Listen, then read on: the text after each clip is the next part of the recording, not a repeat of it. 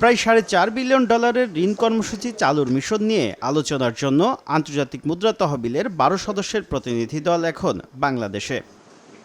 Mission শুরুর দ্বিতীয় দিনে বেলা 11টার পর সচিবালয়ে আইএমএফ প্রতিনিধি দলের সঙ্গে বৈঠক করেন অর্থমন্ত্রী। বৈঠক শেষে আমির খসরু মাহমুদ চৌধুরী জানান, সদ্য সমাপ্ত অর্থবছরে প্রথমবার রাজস্ব আদায় ছাড়িয়েছে 4,10,000 কোটি টাকা।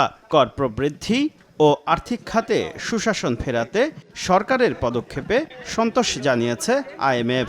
তারপরও নতুন ঋণের ক্ষেত্রে সংস্থাটি যেসব শর্ত দিচ্ছে তা ধাপে ধাপে বাস্তবায়ন করা হবে বলে জানান মন্ত্রী। এই পর্যন্ত যে অগ্রগতি হচ্ছে বাংলাদেশের অর্থনীতি, তারা এটাতে সন্তুষ্ট।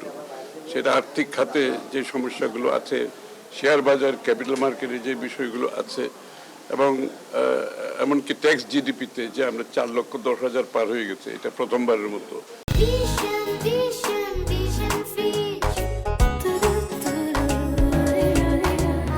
বৈঠকে সরকারি কর্মকর্তা কর্মচারীদের পে স্কেল বাস্তবায়ন নিয়ে কোনো আলোচনা হয়নি। দ্বিতীয় ধাপে আলোচনার জন্য বাংলাদেশে আসবেন আইএমএফ-এর ভাইস প্রেসিডেন্ট। তখন পে স্কেল নিয়ে আলোচনা হবে বলে জানান অর্থমন্ত্রী।